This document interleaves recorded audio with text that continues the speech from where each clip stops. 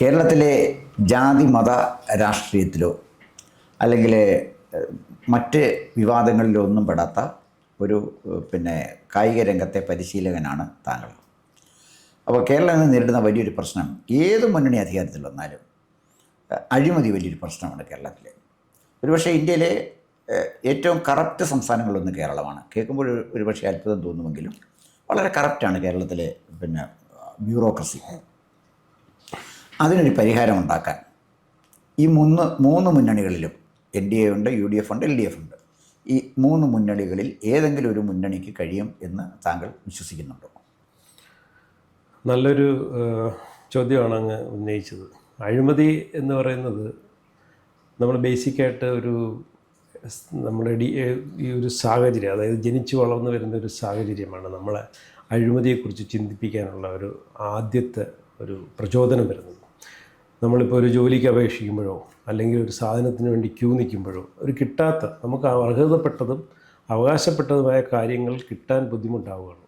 അങ്ങനെ വരുമ്പോഴാണ് നമ്മൾ അതിനെ മറികടന്ന് ഈ ക്യൂവിനെ മറികടന്ന് അല്ലെങ്കിൽ നമ്മുടെ നമ്പർ മുന്നിലെത്തിക്കാൻ വേണ്ടിയിട്ടുള്ളൊരു ശ്രമത്തിൻ്റെ ആദ്യത്തെ തുടക്കം. അതിപ്പോൾ ക്ലാസ്സിലായാലും 56 പേര് ഇരുന്ന് പഠിക്കുന്നിടത്തായാലും അല്ലെങ്കിൽ സ്കൂളിൽ അഡ്മിഷന് വേണ്ടിയിട്ട് മാനേജ്മെൻറ്റിന് അല്ലെങ്കിൽ പല രീതിയിലുള്ള സ്വാധീനം തുടങ്ങുന്നത്, അതൊക്കെ വീട്ടിൽ ചർച്ച വരുമ്പോഴും അല്ലെങ്കിൽ ജോലി എന്തെങ്കിലും ഗ്യാസ് കിട്ടാതെ വരും, അല്ലെങ്കിൽ പണ്ടൊക്കെ ആണെങ്കിൽ സ്കൂട്ടറും കാറും ഒക്കെ ബുക്കിങ്ങൊക്കെ ഉണ്ടായിരുന്നു. അന്ന് സർക്കാർ ഇതൊക്കെ നിയന്ത്രിച്ചുകൊണ്ടിരുന്നു. പിന്നെ പ്രൈവറ്റൈസേഷന് ശേഷമാണ് ഇത് വന്നത്. വന്നപ്പം പണമുള്ളവർക്ക് മാത്രം വാങ്ങാൻ പറ്റുന്ന പല സാഹചര്യങ്ങളിലേക്കും കാര്യങ്ങളെത്തി. അപ്പോൾ ഇത് വാങ്ങാനുള്ള ആഗ്രഹം മനുഷ്യനിൽ വരുന്നുണ്ട്. അപ്പോൾ എന്തിനേയും നേടണമെങ്കിൽ കുറുക്ക് വഴി നമ്മുടെ നാട്ടിൽ പറ്റുള്ളൂ എന്നുള്ളൊരു സാഹചര്യം ഉണ്ടാക്കിയെടുത്തത് രാഷ്ട്രീയക്കാരാണ്, അല്ലെങ്കിൽ നമ്മുടെ സാമൂഹിക നീതിയാണ്. പിന്നെ രാഷ്ട്രീയത്തിലേക്കുള്ള അഴിമതി വരുന്നത് ഈ പൗരന്മാരൊക്കെ ആണല്ലോ രാഷ്ട്രീയത്തിലും വന്നിട്ട് രാഷ്ട്രീയ നേതാക്കന്മാരൊക്കെ ആവുന്നത്. നമ്മൾ എപ്പോഴൊക്കെ കോർപ്പറേറ്റ്സിനെ സ്വാധീനിച്ച് അല്ലെങ്കിൽ കോർപ്പറേറ്റ്സിനെ ഉപയോഗിച്ചുകൊണ്ട് രാഷ്ട്രീയ ഇലക്ഷന് വേണ്ടിയിട്ട് നമ്മൾ ഫണ്ട് കണ്ടെത്താൻ ശ്രമിക്കുന്നിടത്ത് അഴിമതിയുടെ തുടക്കമാവും. കാര്യം ഒരു രാഷ്ട്രീയക്കാരന് ഒരു ബിസിനസ്സുകാരനോ അല്ലെങ്കിൽ ആരെങ്കിലും ഫണ്ട് ചെയ്യുകയാണെങ്കിൽ തീർച്ചയായിട്ടും അവൻ എന്തെങ്കിലുമൊക്കെ എക്സ്പെക്റ്റ് ചെയ്യുന്നുണ്ടാവും. അപ്പോൾ ആ എക്സ്പെക്റ്റേഷൻ അനുസരിച്ച് രാഷ്ട്രീയ പാർട്ടികൾ അല്ലെങ്കിൽ മുന്നണികൾ അവർക്ക് വഴങ്ങേണ്ടി വരും. അതുകൂടാണ്ട് ചെറിയ പാർട്ടികൾ ഫോർ എക്സാമ്പിൾ ഇപ്പോൾ RSP ആയാലും, അല്ലെങ്കിൽ അവർ ചെയ്യുന്നല്ല പറഞ്ഞത്, ഒരു ചെറിയ പാർട്ടി ആയാലും അവർ മുന്നണി സംവിധാനത്തിലേക്ക് വന്നു കഴിഞ്ഞാലും അവർക്ക് ഫണ്ട് സ്വരൂപിക്കാൻ വേണ്ടിയിട്ട് അവർ പലരെയും സമീപിക്കും. അപ്പോൾ അവരുടെ നിന്നൊക്കെ വരുന്ന ഫണ്ട് അതിനുള്ള പ്രത്യുപകാരം ചെയ്തു കൊടുക്കേണ്ടി വരും. അങ്ങനെ നമ്മുടെ മൊത്തത്തിൽ രാഷ്ട്രീയം മൊത്തം കലുഷിതമായി. ഈ രാഷ്ട്രീയത്തിൽ വരുന്ന ചിലവ്, ഇലക്ഷന് വരുന്ന ചിലവുകൾ നേരിടാൻ വേണ്ടിയിട്ട് ഒരു ഫണ്ട് സ്വീകരിക്കാം. അതുകൂടാണ്ട് ഉദ്യോഗസ്ഥരുടെ അവർക്ക് കിട്ടുന്ന ശമ്പളത്തിൻ്റെ ആയാലും ശരി, അല്ലെങ്കിൽ മറ്റവർ കിട്ടുന്ന ഇതിനകത്ത് നിന്ന് കിട്ടുന്ന പ്രയോജനത്തിൻ്റെ ആയാലും ശരി, നമുക്കൊരു പങ്ക് കിട്ടിയാലെന്താ, അതൊരു ബേസിക്കായിട്ടുള്ളൊരു സൈക്കോളജിക്കൽ ഇതുകൂടാണ്. നാട്ടിൻ്റെ അതായത് രാജ്യസ്നേഹം അല്ലെങ്കിൽ നാടിനോട് സ്നേഹമില്ലാത്തതിൻ്റെ ഒരു ഉദാഹരണമാണ് രാജ്യത്തിൻ്റെ ഡെവലപ്മെൻറ്റിന് വരുന്ന ഫണ്ടിൽ നിന്നും ഒരു മോഷണം നടത്തുക അല്ലെങ്കിൽ ഒരു ചൂഷണം നടത്തി അത് കുറച്ച് അടിച്ചു മാറ്റുക എന്നുള്ളത്. ഇപ്പോൾ 2 മുന്നണികൾ മാറി മാറി കേരളം ഭരിച്ചു. അതിൽ ആരാണ് കേമൻ എന്ന് ചോദിച്ചു കഴിഞ്ഞാൽ ഉത്തരം തരാൻ വളരെ ബുദ്ധിമുട്ടാണ്. കാര്യം അതിനകത്ത് 2 പേരും ഈ ഒരു കാര്യത്തിൽ മത്സരത്തിലാണ്. ആർക്ക് എങ്ങനെ. ഇപ്പം കമ്മ്യൂണിസ്റ്റ് പാർട്ടി എന്ന് പറയുന്നത് അറിയാമല്ലോ, തൊഴിലാളി വർഗത്തിൻ്റെ ഒരു മുന്നണിയാണ്, അവരുടെ ഐഡിയോളജിയാണ്. പക്ഷേ അവർക്കാണ് ഭൂസ്വത്വത്തിൽ എനിക്ക് തോന്നുന്നത് ഏറ്റവും കൂടുതൽ ഇന്നത്തെ ഇപ്പോഴത്തെ ഇലക്ഷൻ 2026 ഇലക്ഷൻ LDF നേരിടുന്നത് എങ്ങനെയാണെന്ന് കണ്ടാൽ തന്നെ മനസ്സിലാവും. കാര്യം മുഖ്യമന്ത്രിയുടെ ഫ്ലെക്സ് ബോർഡ് കേരളത്തിൻ്റെ 100 മീറ്റർ കേരളത്തിൻ്റെ അങ്ങോളം ഇങ്ങോളം വയ്ക്കുന്നുണ്ട്. അത് തന്നെ ഒരു 350 കോടിക്ക് മേളിലായിട്ടുണ്ടാവും. പിന്നെ TV പരസ്യം. അത് കണക്കിന് ഒട്ടും പിന്നിലല്ല UDF ആയാലും ശരി, NDA ആയാലും ശരി, അവരും ഒപ്പത്തിനൊപ്പം നിൽക്കുന്നുണ്ട്. പക്ഷേ NDA ഭരണത്തിൽ ഉണ്ടായിരുന്നില്ല കേരളത്തിൽ. അപ്പോൾ നമുക്ക് അവരെ ഇപ്പോൾ പഴിക്കാൻ പറ്റത്തില്ല. കാര്യം അവർ ഭരണത്തിൽ വന്നിട്ട് അവരെന്തെങ്കിലും അഴിമതി ചെയ്തിട്ടുണ്ടെങ്കിൽ മാത്രമേ നമുക്ക് അവരെ കുറ്റപ്പെടുത്താൻ പറ്റത്തുള്ളൂ. അപ്പോൾ ഇവിടെ കോർപ്പറേഷനിൽ തന്നെ, തിരുവനന്തപുരം കോർപ്പറേഷൻ തന്നെ LDF ഭരിച്ചിരുന്നപ്പോൾ പിരിക്കുന്ന നികുതികൾ തന്നെ, കെട്ടിട നികുതികളായാലും ശരി, മറ്റുള്ള നികുതികൾ തന്നെ വീതിച്ചു പോവുകയാണ് ചെയ്യുന്നത്. അത് പാർട്ടിക്കൊരു ഫണ്ട്. അപ്പം അഴിമതി എല്ലാ പാർട്ടികളും ചെയ്യുന്നുണ്ട്. തമ്മിൽ ഭേദം എനിക്കൊന്നും ദേശീയ രാഷ്ട്രീയത്തിൽ വെച്ച് നോക്കുമ്പം ഈ NDA സർക്കാർ വന്ന് 2014 ശേഷം അഴിമതി ക്രമാതീതമായിട്ട് കുറഞ്ഞു. അഴിമതി ഇല്ലെന്ന് പറയുന്നില്ല, എന്നാലും വളരെ സ്പെക്ട്രം അഴിമതികൾ, അങ്ങനെ പല അഴിമതികൾ ചെയ്തു. അത് അങ്ങനെ വെച്ച് നോക്കുമ്പോൾ കമ്പാരിറ്റീവ്ലി ഈ NDA സർക്കാരിൻ്റെ അഴിമതിയാണ് വളരെ കുറച്ചായിട്ട് നമുക്ക് ബോധ്യപ്പെടുന്നത്. അപ്പം കേരളത്തിൽ NDA വരികയാണെങ്കിൽ ഇപ്പോൾ ഉള്ള രണ്ട് മുന്നണിയേക്കാളും വളരെ താഴ്ന്ന തോതിലെ അഴിമതി ഉണ്ടാവുമെന്ന് നമുക്ക് പ്രതീക്ഷിക്കാം. നമ്മൾ 9-ാം തീയതി ബൂത്തിൽ പോകുമ്പോൾ നമുക്ക് മഹത്തായ ഒരു തീരുമാനം എടുക്കാം. നമ്മളിതെടുക്കുന്ന തീരുമാനമാണ്, അടുത്ത 5 വർഷത്തേക്ക് നമ്മുടെ ഖജനാവ് ആര് കൊള്ളയടിക്കണം, അതാണ് നമുക്ക് കിട്ടുന്ന ഒരവസരം. കൊള്ളയടിക്കും, ഡെഫിനറ്റാണ്. അത് പിന്നെ കതറിട്ടവർ കൊള്ളയടിക്കണോ, അതല്ല പിന്നെ കണ്ണൂർ കൈത്തറി ധരിച്ചവൻ കൊള്ളയടിക്കണോ, അതല്ലെങ്കിൽ കാവി ധരിച്ചവൻ കൊള്ളയടിക്കണോ, ഇതൊക്കെയാണല്ലോ ഈ 3 തീരുമാനമേ ജനാധിപത്യത്തിലുള്ളൂ. ഇവിടെ താങ്കൾ ശ്രദ്ധിച്ചിട്ടുണ്ടോ എന്ന് എനിക്കറിഞ്ഞൂടാ. നമ്മൾ ഈ അഴിമതി എന്ന് പറയുമ്പോൾ ഒരു പ്രധാനപ്പെട്ട കാര്യം, യഥാർത്ഥത്തിൽ നമ്മൾ പലപ്പോഴും സർക്കാർ ഓഫീസുകളിൽ പണം കൊടുക്കുന്നത് അനർഹമായ ഒരു കാര്യം നേടിയെടുക്കാനല്ല, മറിച്ച് അർഹമായ കാര്യം നേരത്തെ കിട്ടാനാണ്. അനർഹമല്ലത്, അർഹമായ കാര്യം അത് നേരത്തെ കിട്ടണം. അത് ഡിലേ ചെയ്യുകയാണ്, തരുന്നില്ല, അത് നേരത്തെ വാങ്ങിക്കണം. ഇതിനാണ് പണം കൊടുക്കുന്നത്. ഇത് ശരിക്കും പറഞ്ഞാൽ കറപ്ഷനല്ല, കൊടുക്കുന്നത് കൈക്കൂലിയല്ല, മറിച്ചത് സ്പീഡ് മണിയാണ്. ഒന്ന് വേഗം കൂട്ടിത്തരാൻ കൊടുക്കുന്ന പണമാണ്. നമ്മുടെ ഇവിടെ നമ്മുടെ പൊതുസമൂഹത്തിൽ നിൽക്കുന്നതിൽ അഴിമതിയിൽ ഏതാണ്ട് ഒരു 80% സ്പീഡ് മണിയാണ്. ഇനി മറ്റൊരു കാര്യം കൂടെ താങ്കളുടെ അഭിപ്രായത്തിനായിട്ട് ഞാനൊന്ന് ആരായുകയാണ്. എൻ്റെ ഒരു നിരീക്ഷണം പറഞ്ഞു, തീർച്ചയായിട്ടും താങ്കളുടെ നിരീക്ഷണം നമ്മുടെ സമൂഹത്തിനെ അറിയിക്കണമല്ലോ, ഞങ്ങളുടെ പ്രിയപ്പെട്ട വായനക്കാരെ അറിയിക്കണമല്ലോ. മറ്റൊന്ന്, നമുക്ക് ഈ MLA മാർക്കും MP മാർക്കും ആസ്തി വികസന ഫണ്ടുണ്ട്. ഇത്രയും നല്ലൊരു വാക്ക് ഞാൻ ഉപയോഗിച്ച് കണ്ടിട്ടില്ല. ആസ്തി വികസിപ്പിക്കുക. ആരുടെ ആസ്തിയാണ്? MLAയുടെ ആസ്തി, MP യുടെ ആസ്തി. രാജ്യത്തിൻ്റെ ആസ്തി വികസിക്കാനല്ല.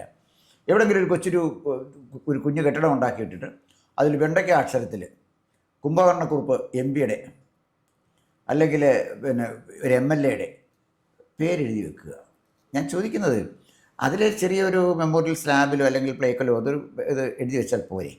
അതിൻ്റെ പകരം ഈ കെട്ടിടം നിറഞ്ഞ് 1000 ശൂന്യാകാശം നോക്കിയാലും കാണും ചൈനീസ് വൻമതിലും ഇവരുടെ സംഭാവനയുടെ ഇവരുടെ കോൺട്രിബ്യൂഷനോ ഒരുപക്ഷെ കാണാൻ കഴിയുന്നത്. അത്ര വലിപ്പത്തിൽ ഇത് എഴുതി വയ്ക്കുക. അവരൊരു പണം പോലും ചിലവഴിക്കുന്നില്ല. ഇത് രാജ്യത്തെ പണമെടുത്ത് അവർ ചിലവഴിച്ചിട്ട് അവർ ജനങ്ങൾക്ക് ദാനം നൽകിയതുപോലെ നൽകുന്ന ഈ ഒരു സംവിധാനം വളരെ പ്രാകൃതമല്ലേ? നമ്പർ 1. നമ്പർ 2, ഇനിയും താങ്കളെ ഒരുപാട് സഞ്ചരിക്കുന്ന ഒരാളാണ്. നമ്മൾ കഴിഞ്ഞ കുറച്ച് കാലങ്ങൾക്ക് മുമ്പ് ഞാനൊരു യാത്രയിൽ ആഹാരം കഴിക്കാനായിട്ടൊരു ചെറിയ ഒരു വീട്ടിൽ ഊണെന്ന് ബോർഡ് വെച്ച് കണ്ടുകൊണ്ട് ഞങ്ങൾ അവിടെ കയറി. അതിനടുത്ത് 2 മുറിയുള്ള ഒരു ചെറിയ കെട്ടിടം. ആ കെട്ടിടത്തിന് ചിലവഴിച്ചിരിക്കുന്നത് 20 ലക്ഷം രൂപയാണ്. ഞാൻ അന്തം വിട്ടുപോയി. അപ്പോൾ എൻ്റെ കൂടെ ഒരു എഞ്ചിനീയർ ഉണ്ടായിരുന്നു. ഞാൻ ചോദിച്ചു, സാർ ഇതിന് എത്ര രൂപയാകും പരമാവധി? പുള്ളി നോക്കിയിട്ട് പറഞ്ഞു, അന്നത്തെ കാലത്ത് ഇതിനൊരു 6-7 ലക്ഷം രൂപ, അതിക്കുള്ളൊന്നും കെട്ടിടത്തിന് ഇല്ല. 20 ലക്ഷം രൂപ മോട്ടിച്ചെടുത്തിട്ട് മഹാനായ MLAയുടെ പേരവിടെ എഴുതി വെച്ചിരിക്കുകയാണ്. 5 ലക്ഷമോ 6 ലക്ഷമോ കൊണ്ട് തീരുന്നൊരു കെട്ടിടം, അല്ലെങ്കിൽ 8 ലക്ഷം ആയിക്കോട്ടെ, അതിന് 20 ലക്ഷം രൂപ ചിലവഴിച്ച് അതിൻ്റെ കമ്മീഷനും വാങ്ങിച്ച ഒരധമൻ്റെ പേര് താഴെ എഴുതി വെച്ചിരിക്കുക, ഒരു ഉളുപ്പുമില്ലാതെ. ബസ് ഷെൽട്ടറുകൾ നോക്കിക്കോളൂ, ബസ് ഷെൽട്ടർ കമ്മീഷൻ അടിസ്ഥാനത്തിലാണ്. ഹൈമാസ്റ്റ് ലൈറ്റുകൾ കമ്മീഷൻ അടിസ്ഥാനത്തിലാണ്. അതിനെല്ലാം 20% കമ്മീഷൻ. ഇത് ഞാൻ ആധികാരികമായിട്ട് പറയുന്ന കാര്യമാണ്. ഈ രംഗത്ത് നിൽക്കുന്ന ഒരാൾ എന്നോട് പറഞ്ഞത്, ചില MLAമാർ പറയും ഓക്കെ അത് മതി, അത് പേഴ്സണൽ സ്റ്റാഫിൻ്റെ കൊടുത്താൽ മതി, അല്ലെ അതെങ്ങനെ വെച്ചാൽ അവരെ ഏൽപ്പിച്ചാൽ മതി. മറ്റു ചിലർ വില വീശും. എനിക്ക് 25% തന്നേ പറ്റൂ എന്ന് പറയുന്ന MLAമാരും MP മാരും നമ്മുടെ രാജ്യത്തുണ്ട്. ഇത് ശരിക്കും പറഞ്ഞാൽ നമ്മുടെ രാജ്യത്തെ സോഷ്യൽ മീഡിയ, മുഖ്യധാരാ മാധ്യമങ്ങൾ ഇതൊന്നും പറയത്തില്ല. ഇതിനൊക്കെ റേറ്റ് പറഞ്ഞ് പണം വാങ്ങി എല്ലാവരെക്കുറിച്ചും അല്ല ഞാനിത് പറയുന്നത്, ചില ആളുകളെക്കുറിച്ച് മാത്രമാണ്. എല്ലാവരെക്കുറിച്ച് ഒരിക്കലും ജനറലൈസ് ചെയ്യാൻ പറ്റുകയില്ല. കാരണം 5 ലക്ഷം മുടക്കിയെങ്കിൽ 5 ലക്ഷവും അവിടെ മുടക്കി എന്ന് ഉറപ്പ് വരുത്തുന്ന MLAമാർ നമുക്കുണ്ട്, MP മാർ നമുക്കുണ്ട്. മറിച്ച് 5 ലക്ഷത്തിൽ മിനിമം മുടക്കിയാൽ മതി, എനിക്ക് തന്നേരെ എന്ന് പറഞ്ഞ് ബാക്കി പോക്കറ്റിലിടുന്ന ആളുകളുണ്ട്. അപ്പം ഞാൻ പറഞ്ഞത്, കറപ്ഷൻ അവസാനിപ്പിക്കണമെങ്കിൽ പൊതുസമൂഹം ഉണരണം. പൊതുസമൂഹം ഉണരണമെങ്കിൽ പൊതുസമൂഹത്തിനെ നിയന്ത്രിക്കുന്ന എപ്പോഴും അതിൻ്റെ ചാലകശക്തിയായിട്ട് വരുന്നത് ഈ ഒരു മൈനോറിറ്റിയാണ്, ഒരു ക്രിയേറ്റീവ് മൈനോറിറ്റിയാണ്. ക്രിയേറ്റീവ് മൈനോറിറ്റി എന്ന് പറഞ്ഞാൽ, ഇപ്പം താങ്കൾ പരിശീലകനാണ്, കായിക പരിശീലകനാണ്, ഇന്ത്യയിലെ എല്ലാ അക്കാഡമികളിലും പോയിട്ടുണ്ട്, സ്വന്തമായിട്ട് അക്കാഡമി നടത്തുന്ന ആളാണ്. താങ്കളുടെ അക്കാഡമിയിൽ ഒരു അഡ്മിഷൻ കിട്ടാൻ പോലും പ്രയാസമാണ്. അത്ര ടൈറ്റ് ഷെഡ്യൂളിലാണ് അക്കാഡമി പോകുന്നത്. എത്രയോ ആളുകളും അവരുടെ കുട്ടികളും ഒക്കെ ആയിട്ട് സംവദിക്കുന്ന ആളാണ്. നമ്മൾ ശരിക്കും പറഞ്ഞാൽ ഇത്തരം കറപ്ഷൻ പൊതുസമൂഹത്തിലെ ചർച്ചയ്ക്ക് കൊണ്ടുവരാൻ നമുക്ക് കഴിഞ്ഞാൽ വലിയൊരു പരിധി വരെ ഈ ഒരു കൊള്ള, അതായത് ആസ്തി വികസന ഫണ്ട് എന്ന് പറയുന്ന കൊള്ള, അത് നമുക്ക് അവസാനിപ്പിക്കാൻ കഴിയും. അവിടുന്ന് വേണം അഴിമതി അവസാനിപ്പിക്കാനുള്ള ഒരു യുദ്ധം നടത്തേണ്ടതെന്നാണ് എൻ്റെ അഭിപ്രായം. ഞാൻ ഈ പറഞ്ഞ കാര്യങ്ങൾ അങ്ങയുടെ ശ്രദ്ധയിൽപ്പെട്ടിട്ടുണ്ടെങ്കിൽ അതിനെക്കുറിച്ചുള്ള അഭിപ്രായമാണ് എനിക്കറിയേണ്ടത്. അല്ല, അങ്ങ് പറഞ്ഞത് 100% കറക്റ്റാണ്. അങ്ങ് രാഷ്ട്രീയ നിരീക്ഷണം എന്ന നിലയിൽ ഒരു സർക്കാരിൻ്റെയൊക്കെ ഭാഗമായിട്ടുള്ള ആളെന്ന നിലയ്ക്ക് ഈ അഴിമതി ലോകം മൊത്തം ഉള്ളതാണ്. അത് ഇവിടുത്തെ മാത്രം ഉള്ളൊരു പ്രതിഭാസമല്ല. പിന്നെ ഈ എന്തെങ്കിലും കൺസ്ട്രക്ഷനോ എന്തെങ്കിലും ചെയ്താലേ നമുക്ക് ഫണ്ട് വെട്ടിക്കാൻ കഴിയുള്ളൂ. അപ്പോൾ ഈ കൂടുതൽ ചെയ്യുന്നവനാണ് അഴിമതി കൂടുതൽ നടത്താൻ സ്കോപ്പ് ഉണ്ടെന്നുള്ള ഒരു പണ്ടത്തെ ഒരു അതുകൊണ്ടാണ് ഇടയ്ക്ക് ഈ നമ്മുടെ രാഷ്ട്രീയക്കാർ ഒരു ശ്രീ കരുണാകരൻ ലീഡറിന് ശേഷം ഉള്ള പലരും ഒന്നും ചെയ്യാതായത്. കാര്യമെന്ന് വെച്ചാൽ ചെയ്യുമ്പം അതിനകത്ത് ചോദ്യം ചെയ്യാൻ ആൾക്കാർ വരും, അതിന് കുറ്റവും കുറവുകളും പറയുകയും അഴിമതി നടത്തി എന്നുള്ളത് വരികയും ചെയ്യും. അപ്പോൾ ഇതിന് പരിഹാരം എന്ന നിലയ്ക്ക് ഈ പറഞ്ഞ പബ്ലിക് ഫണ്ട് ഉപയോഗിക്കുമ്പോൾ ഈ ഒരു ടെൻഡർ വിളിക്കാം, അത് 3 ടെൻഡർ മിനിമം വിളിച്ചിട്ട് ഈ ടെൻഡറുകൾ വെബ്സൈറ്റുകളിൽ പബ്ലിഷ് ചെയ്യുക. ഏത് ഒരു നമ്മുടെ പൗരനും കയറിയിട്ട് അതിൻ്റെ എല്ലാ കാര്യങ്ങളും നോക്കുകയും ഇവിടെ നടക്കുന്നതിന് ഇപ്പോൾ ഞാനൊരു പൗരനാണ്, ആ കോൺസ്റ്റിറ്റ്യുൻസിയിലെ ആളാണെങ്കിൽ അവിടെ നടക്കുന്ന ഈ സംഭവത്തെ എനിക്ക് നേരിട്ട് പോയി ഒബ്സർവേഷൻ ചെയ്യാനും ഈ പറഞ്ഞിരിക്കുന്ന രീതിയിലാണോ ഈ കോൺട്രാക്ടർ ചെയ്യുന്നത്, ഈ കോൺട്രാക്ടർ വർക്കും ഈ കൊട്ടേഷനും തമ്മിൽ സാമ്യമുണ്ടോ എന്നുള്ളത് നോക്കാനുള്ള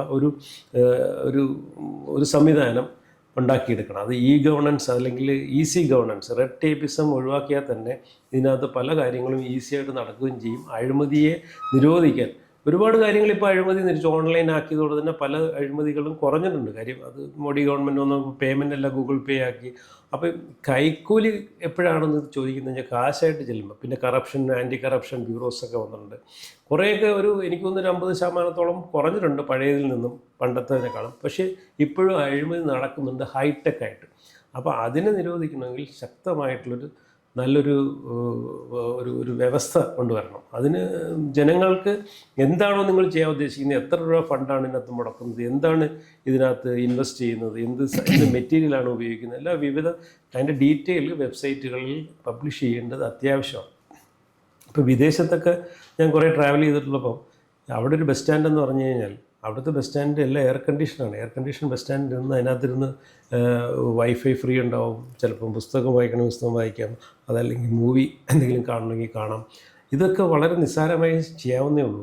ഇവിടെ ഒരു ബസ് സ്റ്റാൻഡ് ഉണ്ടാക്കി വെച്ചിട്ട് അതിൻ്റെ മേളിൽ ഒരു മുട്ടൻ ബോർഡ് വയ്ക്കും, അങ്ങ് പറഞ്ഞ പോലെ ഈ ചെയ്ത MLA-യുടെയോ MP-യുടെയോ.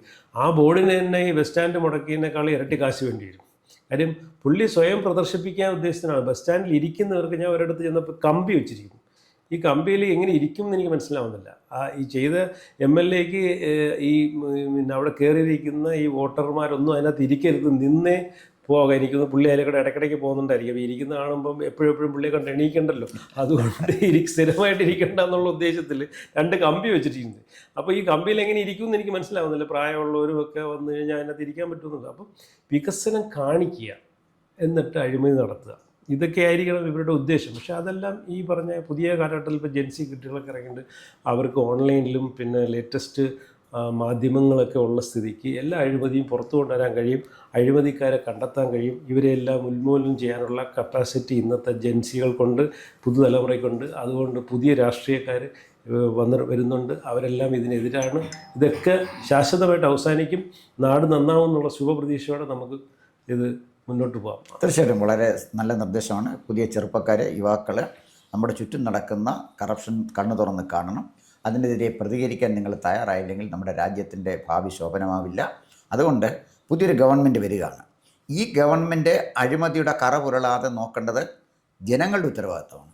ഏത് ഉന്നതനായാലും ശരി, അഴിമതി കാണിക്കുന്നവനെ തുറന്ന് കാണിക്കാനും അവനെ വിമർശിക്കാനും നമ്മുടെ സാമൂഹ്യ മാധ്യമങ്ങൾ മുന്നോട്ട് വരട്ടെ, നമ്മുടെ ചുറ്റുമുള്ള നമ്മുടെ ചെറുപ്പക്കാർ മുന്നോട്ട് വരട്ടെ എന്ന് നമുക്ക് ആഗ്രഹിക്കാം, അതിനായിട്ട് പ്രാർത്ഥിക്കാം. നാടിന് വേണ്ടി നമ്മുടെ സമുദായ അവകാശം ഉപയോഗിക്കാനായിട്ട് നമുക്ക് അവരോട് അപേക്ഷിക്കാം. തീർച്ചയായിട്ടും നമ്മുടെ പൗരാവകാശങ്ങൾ ഉപയോഗിക്കണം, നമ്മുടെ അഭിപ്രായ സ്വാതന്ത്ര്യം ഉപയോഗിക്കണം. അതിന് നമ്മുടെ പുതുതലമുറ സജ്ജമാകണം എന്ന് മാത്രമേ നമുക്ക് പറയാൻ പറ്റുള്ളൂ.